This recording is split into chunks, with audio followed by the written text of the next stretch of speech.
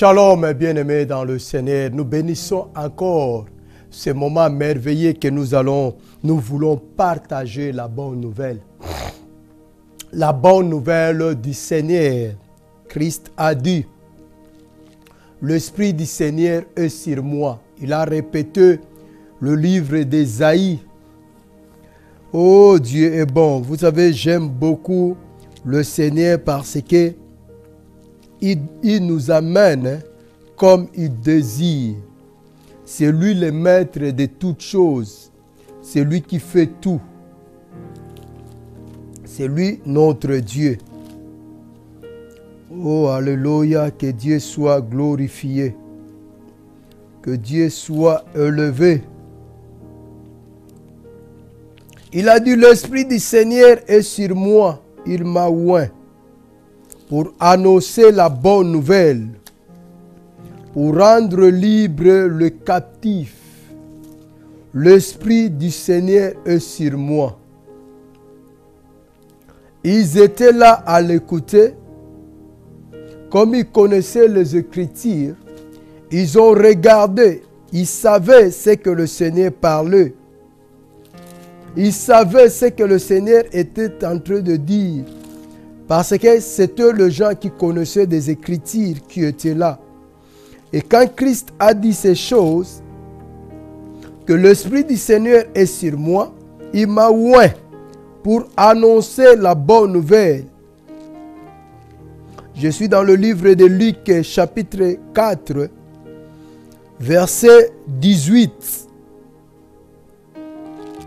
L'Esprit du Seigneur est sur moi, parce qu'il m'a oint pour guérir ceux qui ont le cœur brisé, pour annoncer la bonne nouvelle aux pauvres. Il m'a envoyé pour proclamer aux captifs la délivrance et aux aveugles le recouvrement de la vie, pour renvoyer libres les opprimés, pour proclamer une année de grâce du Seigneur.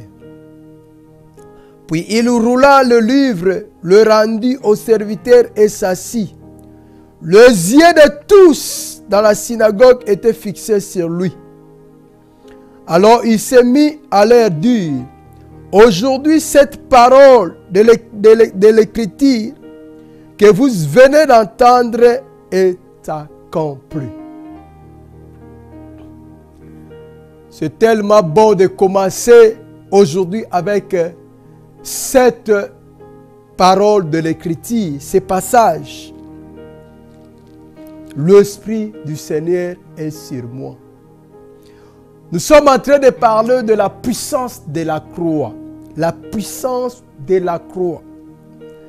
Quelque chose que beaucoup de chrétiens ne savent pas encore ou ne rendent pas encore compte de cette puissance.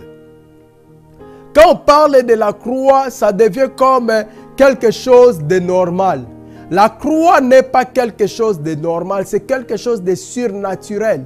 C'est quelque chose qui est au-dessus de tout. La puissance de la croix. Parce que c'est une puissance.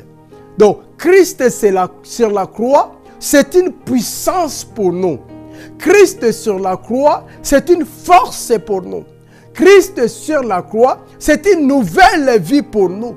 Christ sur la croix, c'est une bénédiction pour nous. Christ sur la croix, c'est du bonheur, c'est la joie et la paix pour nous. C'est pour cela qu'il devait passer par là. C'est ça la puissance de la croix. Ce n'est pas un endroit ou un lieu de faiblesse, non. La croix, c'est une puissance. Sur la croix, nous avons vécu tout. Nous avons récupéré tout. Sur la croix, nous avons obtenu tout. Il y a un échange divin qui s'est passé entre nous et lui. Là, il nous a donné sa puissance afin de prendre nos faiblesses. C'est pour cela qu'il était sur la croix faible. Il était faible sur la croix. Il pouvait appeler son Père. Il pouvait ordonner que cela ne se passe pas. Mais il est devenu faible. La Bible dit, il est devenu faible. Et pendant ce temps, il y a cet échange divin qui s'est passé. Et dans cet échange, il prend nos faiblesses et il nous donne sa force.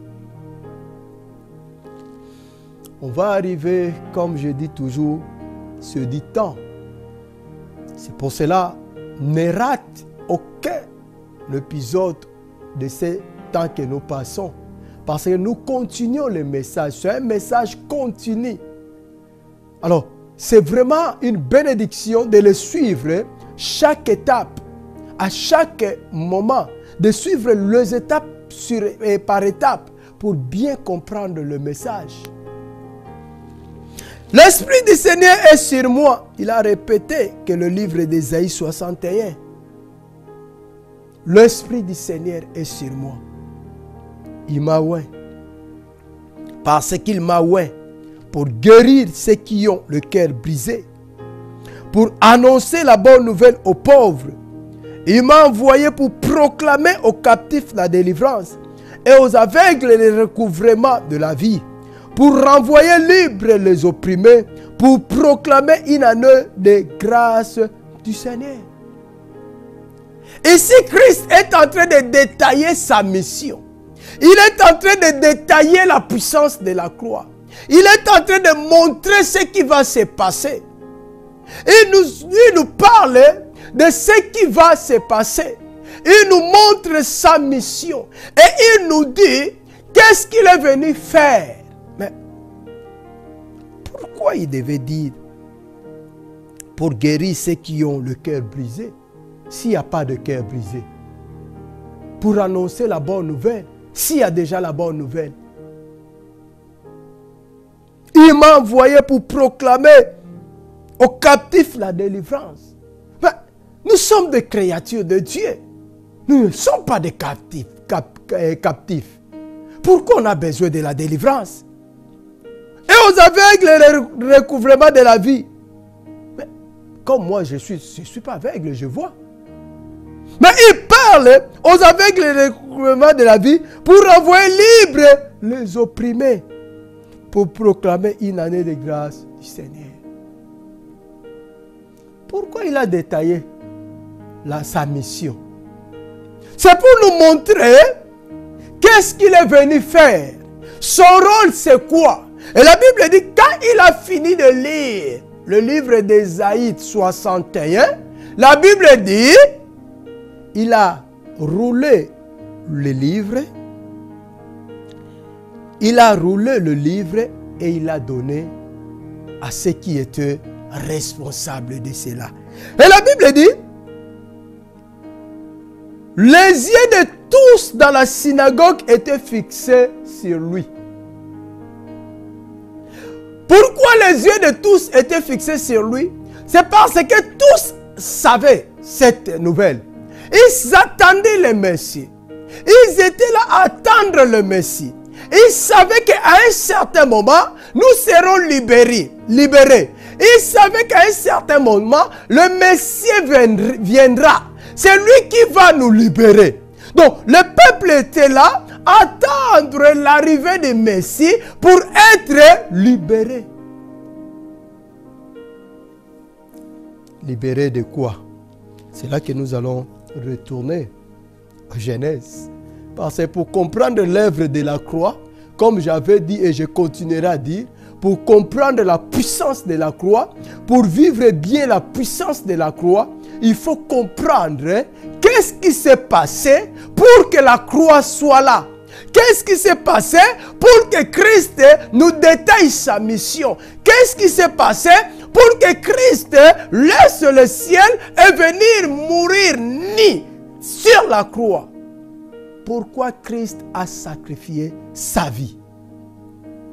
Pour comprendre cela, il faut aller au début. Il faut aller. On a lu Genèse 3. L'Éternel a commencé à parler après que l'homme a péché. Il a dit à l'homme, comme j'avais dit, il n'a pas maudit l'homme. Il a dit à l'homme, il a commencé à dire au serpent, il a maudit le serpent. Après, il a dit à l'homme, puisque tu as fait ça dans Genèse 3, 14 au serpent, l'Éternel Dieu dit au serpent, puisque tu as fait cela, tu seras maudit entre tout le bétail et tous les animaux de la campagne. Tu marcheras sur ton ventre et tu mangeras de la poussière tous les jours de ta vie.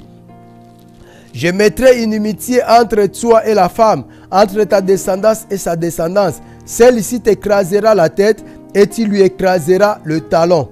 Il dit à la femme, je rendrai tes grossesses très pénibles. C'est avec peine que tu accoucheras. Tes désirs se porteront vers ton mari, mais il dominera sur toi. Il dit à l'homme, au 17, il dit à l'homme, parce que tu as écouté la voix de ta femme et que tu as mangé de l'arbre dont je t'avais défendu de manger, le sol sera maudit à cause de toi. C'est avec peine que tu en tireras ta nourriture tous les jours de ta vie. Il te produira des charbons et des broussailles, et tu mangeras l'herbe de la campagne. Alléluia. Et continue encore, 19. C'est à la sueur de ton visage que tu mangeras du pain jusqu'à ce que tu retournes dans le sol d'où tu as été pris, car tu es poussière et tu retourneras à la poussière. La Bible dit, après avoir que Dieu a donné sa sentence, après avoir Dieu a parlé, il a maudit le serpent. Il n'a pas maudit la femme, il n'a pas maudit Adam. Dieu n'a ni maudit Ève, ni Adam. Mais il a maudit la terre à cause d'Adam. Et il a rendu l'accouchement pénible pour Ève. Et la Bible dit après, ici Dieu n'a pas maudit l'humain. Dieu n'a maudit ni Adam, ni Ève. Et la Bible dit, l'homme connut, Genèse 4, nous commençons à avancer. L'homme connut Ève, sa femme, elle devint enceinte et accoucha de Caïn. Elle dit, j'ai mis au monde un homme avec l'aide de l'Éternel. Elle accoucha encore de son frère Abel. Abel devint berger de petits bétail et Caïn cultivateur. Au bout d'un certain temps, Caïn apporta des fruits du sol comme offrande à l'Éternel. Abel lui aussi apporta des premiers-nés de son petit bétail avec leur graisse. L'Éternel porta un regard favorable sur Abel et sur son offrande. Mais il ne porta pas un regard favorable sur Caïn ni sur son offrande. Caïn fut très irrité et son visage fut abattu. L'Éternel dit à Caïn, pourquoi es-tu irrité et pourquoi ton visage est-il abattu? Si tu agis bien, tu relèveras la tête. Mais si tu n'agis pas bien, le péché est tapis à ta porte. Et ses désirs se portent vers toi. Mais toi domines sur lui. Cependant, Caïn adressa la parole à son frère Abel. Et comme ils étaient dans le champ, Caïn se dressa contre son frère Abel et le tua. L'Éternel dit à Caïn, où est ton frère Abel? Il répondit, je ne sais pas. Suis-je le gardien de mon frère, moi? Alors Dieu dit, qu'as-tu fait? La voix du sang de ton frère crie du sol jusqu'à moi. Maintenant tu seras maudit, loin du sol qui a ouvert sa bouche pour recevoir de ta main le sang de ton frère. Quand tu cultiveras le sol, il ne te donnera plus sa richesse. Il ne te donnera plus sa richesse. Tu seras errant et tremblant sur la terre. Caïn dit à l'Éternel, le poids de ma faute est trop grand pour être supporté. Tu me chasses aujourd'hui loin du sol arable. Je devrais me cacher loin de ta face. Je serai errant et tremblant sur la terre. Et si quelqu'un me trouve, il me tuera. L'Éternel lui dit, si quelqu'un tue Caïn, on le vengera 7 fois. Et l'Éternel mit un signe sur Caïn pour que ceux qui le trouveraient ne le frappent pas. Puis Caïn sortit de la présence de l'Éternel et partit habiter dans la terre de Nod à l'est d'Éden. Genèse 4, versets 1 à 16.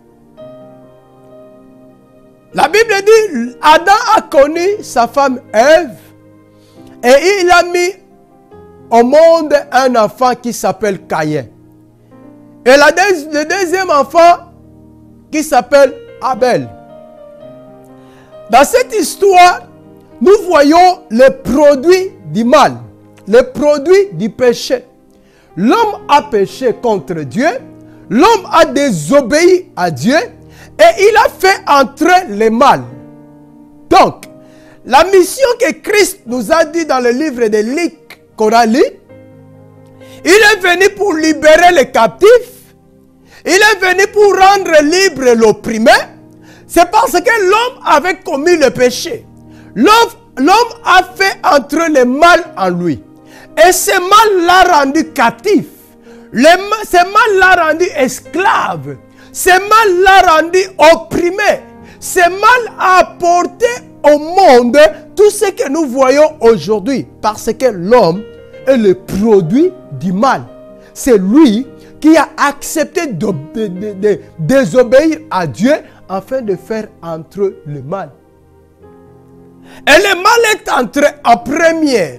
Il y avait d'abord en première le serpent. Donc l'homme et la femme étaient épargnés de la malédiction. Et quand ils ont eu 2 enfants, le mal n'était pas retiré d'eux. Il y avait toujours ces fruits de mal. Il y avait toujours ces mal qui avaient séduit l'homme et la femme. C'est pour ça qu'il faut être prudent. Prudent à ce que nous écoutons. On doit être prudent, bien-aimé, à ce que nous écoutons. Parce que si on parle du péché aujourd'hui dans le monde, c'est parce qu'il y avait une personne qui avait laissé ses oreilles pour écouter quelque chose. Faisons attention, bien-aimés. Même les prédications que nous écoutons, faisons très attention. Il y a la séduction qui est entrée. Il y a des prédications qui séduisent et qui détruisent des vies. Il y a des prédications qui détruisent des couples. Il y a des prédications qui détruisent des familles.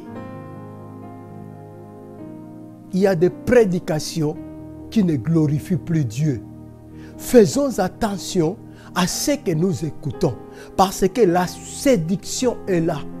Quand Jésus nous donne le signe de la fin du temps, il a dit, il y a un temps que les gens, il y aura un roi qui va venir, c'est l'image du roi qu'il a donné, et ce roi viendra avec une autre force. Et dans cette force-là, il séduira beaucoup de gens.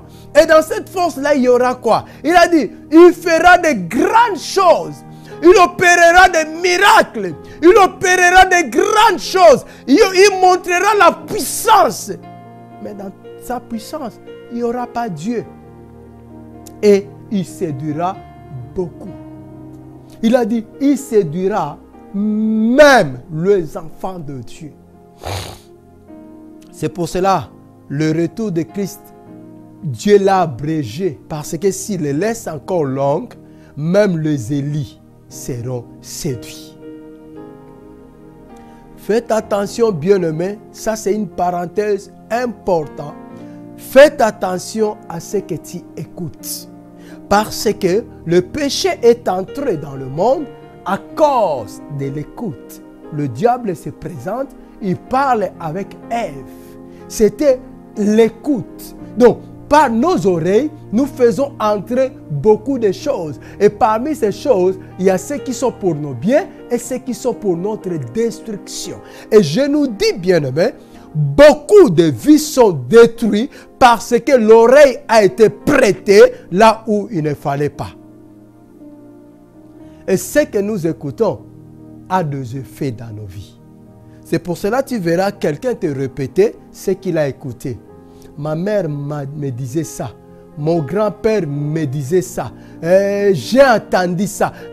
Donc, on a toujours j'ai entendu. Donc, l'oreille, c'est vraiment un canal qui est très, très important pour nous passer les choses pour nos vies ou contre nos vies. L'oreille. l'oreille.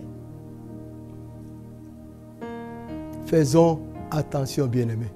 Et surtout, lorsqu'on suit des prédications, des exhortations, des enseignements, dans les médias, nous devons avoir l'esprit de discernement. Vraiment l'esprit de discernement pour comprendre le message pour ne pas être séduit. Car il séduira beaucoup de personnes. Il a séduit Ève et la continuité du mal. La Bible dit, l'homme a connu sa femme, il a mis au monde 2 enfants. Le premier, c'était Caïn, et le deuxième, Abel. Mais comme le mal était déjà planté dans l'homme, comme l'homme avait déjà laissé faire entrer le mal, ça ne pouvait pas aller automatique. Le mal était déjà entré. Il y a déjà quelque chose qui est entré dans ta vie. Ça ne peut pas aller automatique. Il faut qu'il y ait des processus, il faut qu'il y ait des procédés pour faire sortir ce mal. Voilà la mission de Christ. Il m'a envoyé pour rendre libres les opprimés, pour libérer les captifs. Parce que le mal nous a rendus des prisonniers. Le mal nous a rendus les esclaves du diable. Et dans ce mal, qu'est-ce qui s'est passé? Il y a eu la haine, il y a eu la jalousie, il y a eu la méchanceté, jusqu'à pousser Caïn d'aller tuer son frère. Pousser Caïn d'aller tuer son frère. La méchanceté de l'homme. L'homme a atteint un niveau de faire couler le sang d'un être aimé comme lui. Dieu est bon. Quand il a vu le cœur de Caïn, il l'a averti. Il a dit, le mal est devant toi, mais toi domine-la. Pourquoi es-tu irrité et pourquoi ton visage est-il abattu? 6. Genèse 4, 6. 7. Si tu agis bien, tu relèveras la tête. Mais si tu n'agis pas bien, le péché est tapis à ta porte. Et ses désirs se portent vers toi. Mais toi, domine sur lui. Dieu l'a averti. Dieu a averti l'homme. C'est ce que tu attends tous les jours. Ne pêche pas. Ne pêche pas. C'est un danger de pécher. C'est un avertissement. Dieu nous avertit tous les jours. Mais le désir de l'homme est directionné vers le mal. Le désir de l'homme, le plaisir de l'homme est directionné vers le mal. L'homme s'est rendu esclave du mal. C'est pour cela, tout ce qui est bien, c'est difficile pour l'homme. Mais tout ce qui est mauvais, c'est facile pour l'homme. Quand on parle de la fidélité, c'est difficile pour l'homme, c'est compliqué pour l'homme. Être fidèle. Dieu ne demande pas trop. Dieu nous demande seulement d'être fidèle. Mais regardez comment c'est compliqué. Regardez comment c'est difficile. Mais tout ce qui est mal, qui nous exige des fois des sacrifices, qui nous demande des fois des choses horribles, mais l'homme accepte cela. Il y a ceux qui ont accepté de ne pas dormir à cause de l'argent. Ils ne dorment pas la nuit. Il y a même ceux qui couchent avec les morts aujourd'hui. Ceux qui couchent avec les morts pour avoir la richesse. Imaginez un peu. Ce qui est compliqué pour l'homme, c'est ce que l'homme aime. Mais Dieu nous dit, soyez fidèles, restez fidèles. C'est compliqué pour l'homme. Il y a ceux qui couchent avec leurs parents. On l'a obligé dans les sectes pour avoir l'argent, pour avoir du succès. Tu vas sortir avec ta mère propre ou avec ton père. Regardez un peu comment c'est dégoûtant. Mais ce qui est dégoûtant, c'est ce que l'homme aime. C'est ce que l'homme fait. Pendant que Dieu nous avertit tous les jours dans nos vies. Tous les jours. il a dit à Caïn, ce n'est pas aujourd'hui que Dieu nous avertit. C'est depuis le temps. Il a commencé par Adam et Ève. Manger tout sauf le fruit de la connaissance du bien et du mal. Et Caïn, Dieu est venu. Bien que l'homme était déjà en dehors du jardin d'Éden, bien que l'homme était déjà en dehors du bonheur, mais Dieu n'a pas abandonné l'homme. Il avertit encore Caïn. Il avertit encore Caïn. Le mal est devant ta porte. Si tu agis bien, si tu agis bien, bien-aimé, commence à regarder un peu ta vie. Commence à regarder un peu ta vie. Et je vais nous dire une chose aujourd'hui. Retenez ceci. Matthieu 7, 12. Écris cela vraiment quelque part. Matthieu 7, 12. Si c'est possible, imprime ces passages. Mets ça dans ta maison. Matthieu 7, 12. Mets ça partout où tu veux. Mais chaque fois que tu veux agir, chaque fois que tu te trouves dans la colère, chaque fois qu'il y a quelque chose qui ne va pas, chaque fois que tu veux parler, lis d'abord ces passages. Matthieu 7, 12. Qui dit ceci? Écris ça comme je viens de dire. Parce que c'est la clé du bonheur. C'est la clé de la réussite. C'est la clé de la vie chrétienne. C'est la clé de la paix. C'est la clé de la joie. Il dit ceci, Matthieu 7, 12. Tout ce que vous voulez que les hommes fassent pour vous, vous aussi faites-le de même pour eux, car c'est la loi et les prophètes. C'est un passage clé. Si tu maîtrises ce passage de Matthieu 7, 12, tu seras loin du péché. Parce que tu ne critiqueras pas. Parce que personne n'aime qu'on le critique. Tu ne feras pas du mal. Parce que personne n'aime qu'on le fait du mal. Tu ne seras pas mauvais. Parce que personne aime être mauvais. Donc, ce qui veut dire, avant d'agir, tu commenceras à penser d'abord et tu verras, tous tes actes seront pour la gloire de Dieu. Que Dieu nous bénisse. Dans ce temps que nous passons, nous parlons de la puissance de la croix. Mais nous voulons découvrir pourquoi Christ est venu. À la prochaine occasion que Dieu va nous permettre, que Dieu vous bénisse et restez dans la paix du Seigneur au nom de Jésus-Christ.